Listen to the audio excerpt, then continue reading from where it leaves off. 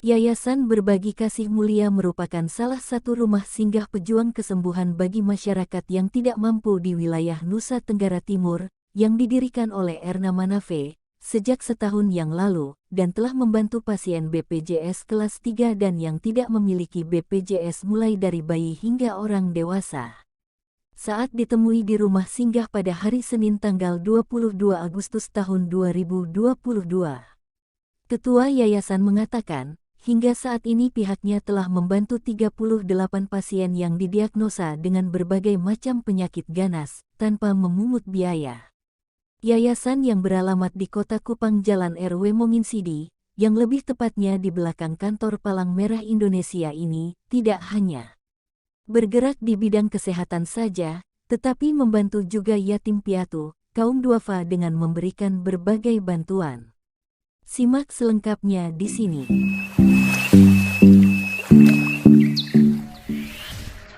Yayasan Berbagi Kasih Mulia, ini kita bentuknya itu awal dirikannya itu dari tahun 2021 bulan November, yang dimana SK Kementerian itu keluar pada tanggal 23 November. Jadi kita berjalan belum sampai setahun sih.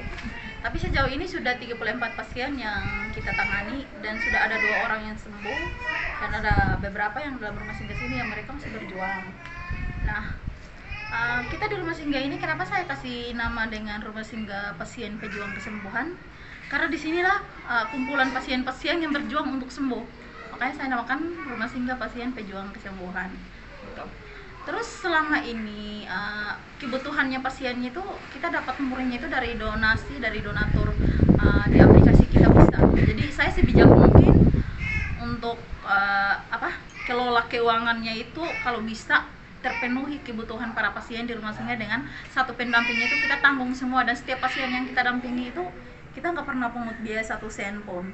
Kalaupun si pasiennya itu nggak ada kartu keluarga, nggak ada BPJS, kita selalu ngurusin semuanya tanpa pungut biaya. Sejauh ini pasien dari jumlah pasien itu apakah ada yang dirawat sampai dari keluar NTT atau gimana?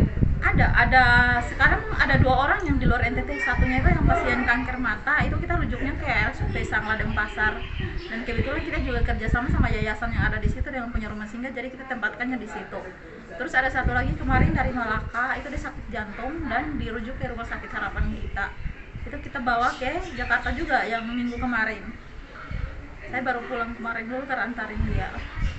Nah, kabarnya juga ibu barusan juga mengeluarkan pasien dari rumah sakit Nebonat. Bagaimana? Ceritanya bagaimana? Awalnya pasien dari rumah sakit Nebonat ini saya dihubungi sama salah satu teman jurnalis. Katanya ada nih pasien nih dengan diagnosa sakit jantung dan usus buntu.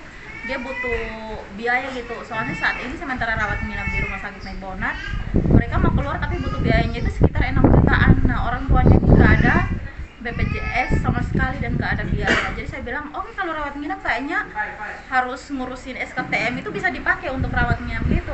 Tapi ternyata informasi dari si teman yang jurnalis ini katanya di rumah sakit Nebonat mereka tidak terima pasien pakai SKTM. Makanya hari ini saya coba langsung ke rumah sakit Nebonat bersama teman-teman wartawan, dan puji Tuhan lewat diskusi yang agak ini akhirnya dikeluarkan dengan tanpa memungut biaya sepeser pun. Selanjutnya adik yang di ini akan di kemana kan? Tadi saya sudah ajukan BPJS mandirinya lewat Pandawa. Saya berharap semoga 14 hari kemudian BPJS-nya sudah aktif, kita nanti urusin untuk rencana nanti dirujuk ke rumah sakit Siloam Jepang. Dengarnya juga kalau Ibu Nis berupaya mau menolong orang, tapi terkadang ditolak. Apa benar? Iya, itu benar. Kadang-kadang kita mau bantuin orang untuk berobat medis, tapi pemahamannya mereka itu kayak mau berobat medis itu berarti meninggal, operasi itu meninggal. Jadi banyak yang menolak. Tapi kita selalu kasih edukasi dan pendekatan lebih intim lagi, dan puji Tuhan sih ada beberapa yang dari menolak akhirnya menerima. Tapi ada juga yang memang menolak sama sekali nggak mau. Tapi kita nggak paksain sih. Berapa banyak yang menolak itu? Untuk saat ini yang menolak sudah 3 orang. Itu kita sudah bawa berobat dulu, yang si ibu dari Oebelo, Kabupaten Timur Tengah Selatan, itu tumor di hidung. Kita sudah bawa berobat 1 bulan lamanya di rumah sakit Siloam, mau rujuk ke Bali.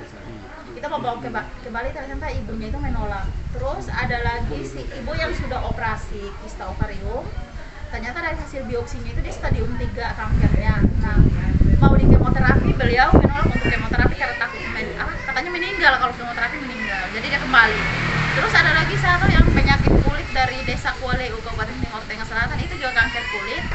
Waktu itu kita ngekos dia di sini, soalnya dia nggak bisa gabung sama anak-anak di rumah singgah sini kan karena kulitnya itu. Kalau Jadi ngekos kita kasih bayar kos, sendiri? kita bayarin semua dari yayasan, kita bayarin kebutuhan dianya sama pendamping itu kita bayarin, transportasi kita antar jemput semua, kita yang Nah, kalau fasilitasi di semua. rumah singgah ini full tempat nginap, berarti mereka tinggal di kelas gitu. Iya, untuk saat ini ada 2 orang yang di kos di atas, kita bayarin 2 kos di atas untuk 2 pasien.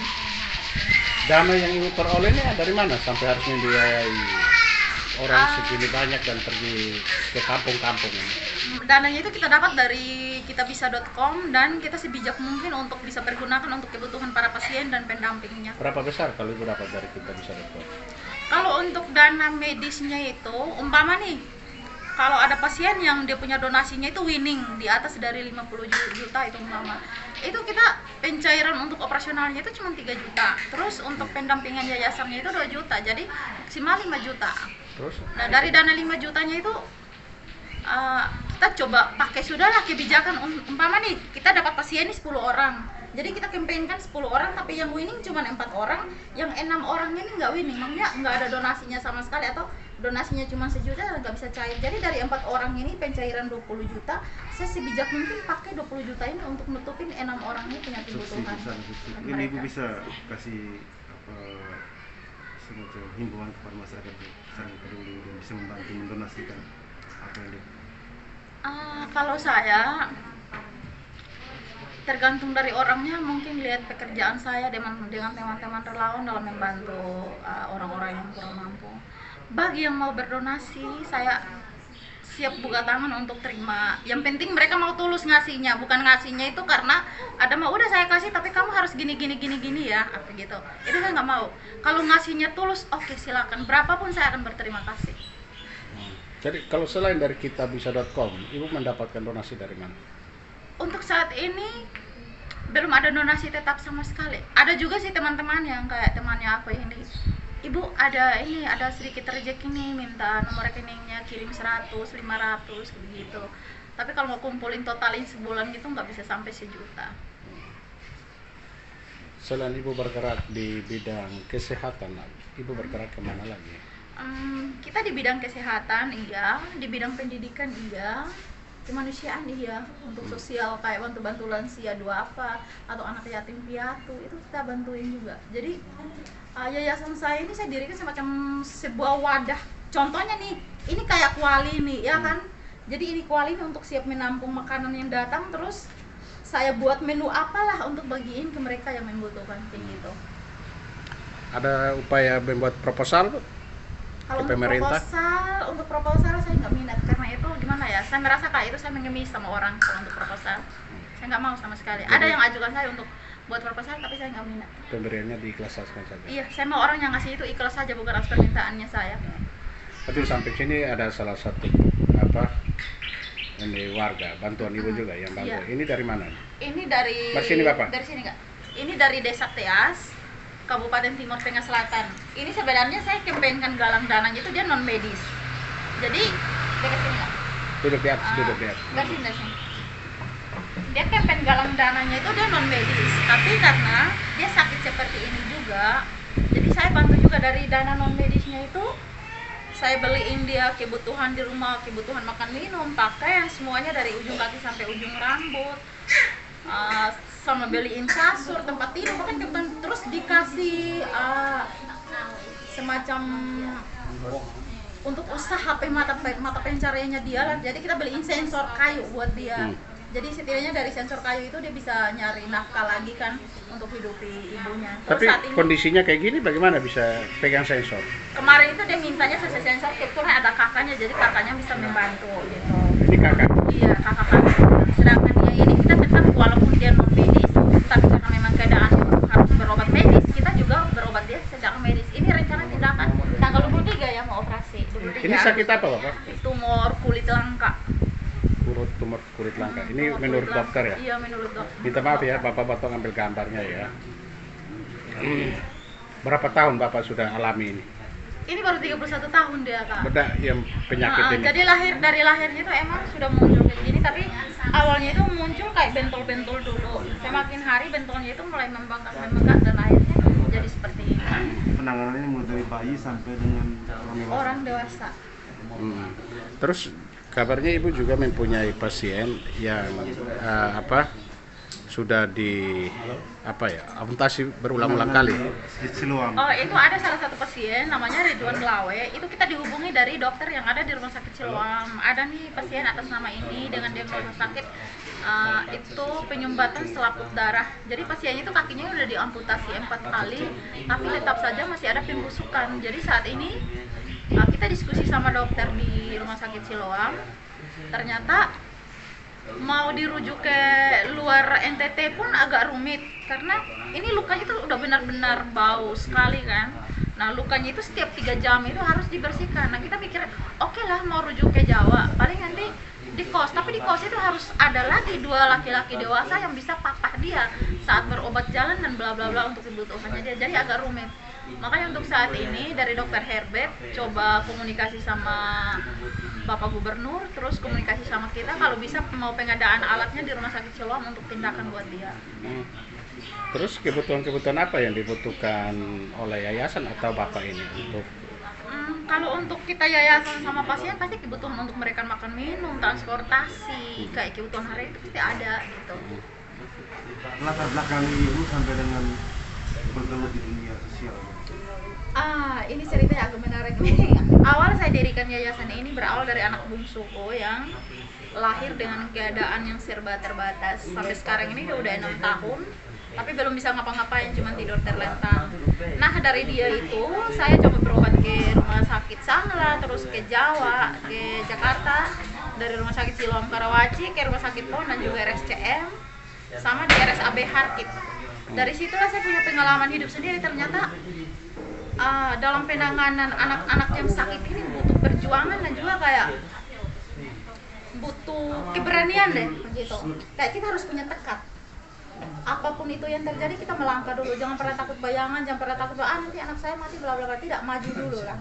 Nah, dari situ saya berobat anaknya saya, terus dengan kebutuhan yang harus gini, saya mikir wah ini gila nih kalau untuk anak-anak seperti, apalagi anak saya itu sebelum lahir dokternya itu diagnosa dia nggak bakalan bertahan hidup, tapi karena atas tekadnya saya akhirnya puji Tuhan dia sudah 6 tahun. Dari situ saya berpikir anak saya yang didiagnosa dokter cuma bertahan 1 jam, dengan perjuangannya saya nggak kenal lelah dia bisa hidup sampai sekarang. Berarti anak-anak di luar sana yang sakitnya cuma ini aja, kalau orang tuanya mau berobat pasti anaknya bisa sembuh. Dari situlah saya punya motivasi untuk mendirikan ini yayasan dan bantuin orang-orang yang sakit. Pasien yang tadi itu terbakar tuh dia dari daerah mana? Yang kaki amputasi itu dari Lembata. Dari Lembata ya. Sudah berapa lama dia di Rumah Sakit Siloam? Kemarin saya nggak sempat tanya dokter sudah berapa lama sih, saya nggak sempat tanya.